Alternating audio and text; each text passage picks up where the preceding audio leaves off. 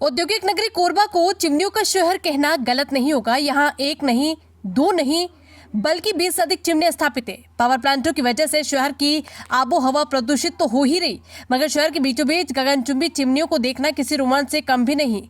ये रिपोर्ट देखिए। कोरबा जिले में पहाड़ी और जंगलों के बीच कई खूबसूरत पर्यटन स्थल और वाटरफॉल मौजूद है, जो पर्यटकों को अनायास ही अपनी ओर आकर्षित करते हैं। वहीं कोयला खदान और आधा दर्जन से अधिक पावर प्लांटों की मौजूदगी कोरबा को अलग पहचान दिलाती है। प्लांटों की गगनचुंबी चिमनियां लोगों को रोमांचित करती है। शहर के बीचों बीच 15 किलोमीटर की रेंज में 20 से अधिक चिमनियां स्थापित है, जो बाहर से आने वाले लोगों के लिए आकर्षण का केंद्र है। में कोरबा को ऊर्जाधानी के रूप में जाना जाता है और निश्चित रूप से बाहर से आने वाले सैलानी या यहाँ पे बासिंदे हैं, उनके रिश्तेदार हों, चाहे जो भी यहाँ आगंतुक आते हैं, उनको ये चिमनियों को देख करके वो एक अपने आप में एक अजीब सा अमेजिंग फील करते हैं कि ये इस शहर में इस प्रकार का है क्या। 10 किलोमीटर के दायरे में एक तरफ पहाड़ है, बीच में नदियाँ बह रही है और राखड़ के बांध है, और उस पर ये चिमनियाँ जो लगी हुई है, उसको देख करके निश्चित रूप से यहाँ पे सैलानी अपने आप को देख करके रोक नहीं पाते हैं और कौतूहल का विषय रहता है। और वो आकर के यहाँ पे देखने का इनको मंजर रहता है कि इसको जा करके वहाँ पे देख सकें। ये लोग इनको देखने के लिए पर्यटन के रूप में इसको भी आगे आने वाले समय में बढ़ावा दिए जाने की आवश्यकता है, जिससे वो हो सकता है अच्छा। पॉल्यूशन भी अधिक है कोरबा, क्योंकि जो जाहिर तौर पे जो चिमनियाँ हैं, 20 से अधिक चिमनियाँ शहर के बीचों बीच है, काफ़ी जहरीला धुआं निकलता है। कितने लोग परेशान रहते हैं उससे?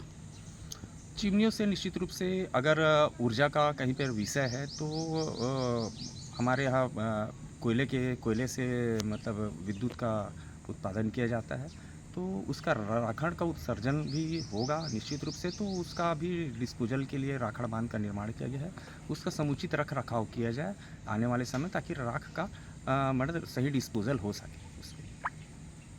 70 के दशक में जिले में पहला पावर प्लांट स्थापित हुआ था। उस दौरान कोरबा का स्वरूप गांव जैसा था। पानी और कोयले की मौजूदगी के कारण एक के बाद एक बड़े बड़े कारखाने स्थापित हुए। अब कोरबा मिनी भारत के रूप में जाना जाता है। यहाँ एनटीपीसी, बाल्को, सीएसबी, प्लेको पावर प्लांट संचालित है।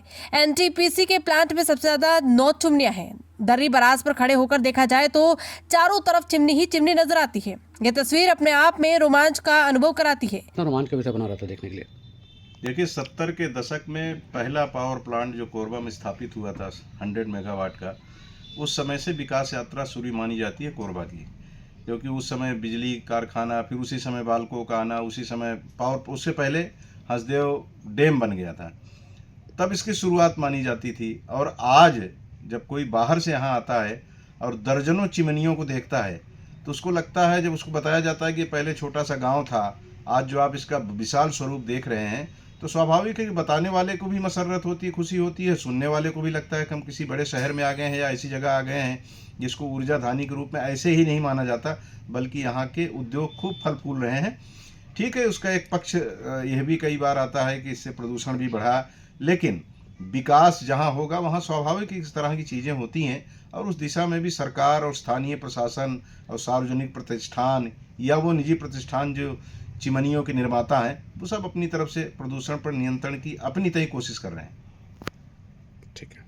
बाहर से आने वाले सैलानी चिमनियों को देखने के लिए पहले शहर में विजिट करते हैं, उसके बाद पहाड़ी और जंगल के बीच मौजूद पर्यटन स्थलों का रुख करते हैं।